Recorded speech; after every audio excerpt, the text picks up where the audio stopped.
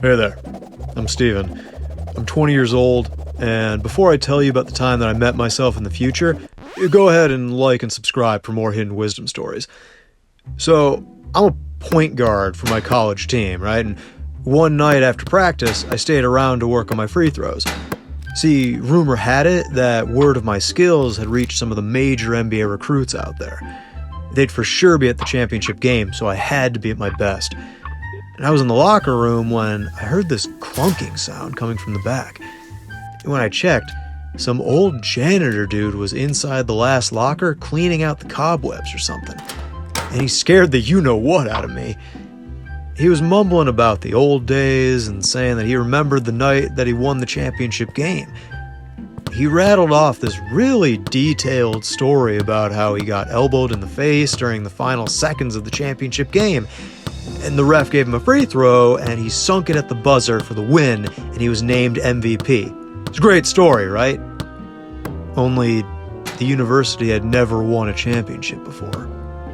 When I asked him when this was, the old-timer gave me a date that was in the future. That's nuts, I thought. I blew off my classes as much as possible to practice. My girlfriend, Bailey, she kept saying that I had to be well-rounded and I ought to study more, but forget that. I had a dream to live. So the night of the championship, I was on fire. I ate everybody's lunch, came back for seconds. I just couldn't be stopped, man, but the Cardinals, they were playing hard, and we were tied in the last seconds. And we were driving down the court with a big offensive sweep, and I was poised to make the winning shot when all of a sudden, wham! I get elbowed right in the face. I hit the ground, and the first thing I thought about was that old janitor and his story. It freaked me out. But the next thing I knew, I was sinking my free throws, and everyone was carrying me on their shoulders. I got named MVP that night, and I was living my dreams. But I couldn't sleep, because I kept remembering that old janitor's story, how similar it was to mine. I told Bailey and some of my teammates about it one night, but they all just laughed at me, so I never said anything about it again. But I couldn't forget. I had to track down that old-timer again. So I waited till late again one night, and sure enough, about that same time, I heard the clanking sound. When I opened the locker, the old man was staring back at me again. I told him about the game, and I asked how he knew what was going to happen. He said that he was me in 40 years. Oh yeah, I said. Well then, what's my name? But he knew it. He even knew my middle name. He even knew my parents' names and my birth date. It was getting too weird. So I booked it out of there. Just before I was out of earshot, I heard the old janitor shout after me, "Make sure to study hard at school." I had convinced myself I was crazy, or he was crazy or something. And I went back to basking in the glory of the recent championship. But one day, Coach came to visit me after one of my classes. He got a peek at my grades and he said I needed to bring them up. But I was going to be drafted and go pro. Soon I was going to be famous. I didn't need any of that stuff. The old janitor's warning was still haunting me. I had to find out if I was crazy. So I went back again.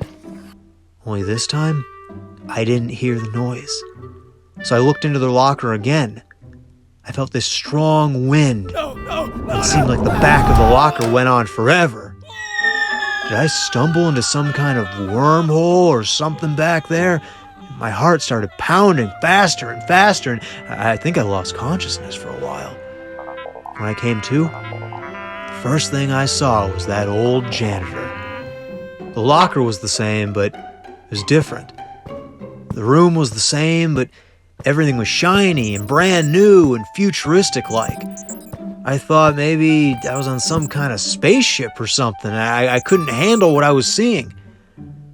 I asked him what was going on, and he said I wasn't supposed to be there, that I was looking at the future. There was no way that he was my future. I told him that he was just a janitor, and I had big dreams. He just laughed and told me that he too had big dreams once.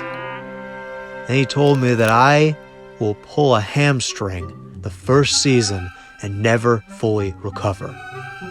His biggest regret, he said, was never graduating. And now he's lucky that the school will even hire him just to clean up. I told him I wouldn't get hurt, and he reminded me that pride was our biggest problem. He said he didn't know if his future had to be my future, but he made me promise to build a backup plan. My old self told me about how the injury left him unable to walk for months. He said the entourage, they're going to go away once you're no longer fun. The only ones there to help him were the physical therapists. After getting a glimpse at what could be, everything changed in me. I decided to see the school counselor. I told her that I wanted to switch my major to physical therapy. When the NBA pulled me in the draft, believe it or not, I declined. I said I wanted to graduate first. You know, there's a saying out there, hope for the best, but expect the worst. The truth is, hard times are out there whether we like them or not, so why not be prepared? Now, if you'll excuse me, I better hit the books. Tell me about your hopes in the comments, and don't forget to like and subscribe for more hidden wisdom stories. Because remember, when you share our stories, you're sharing wisdom.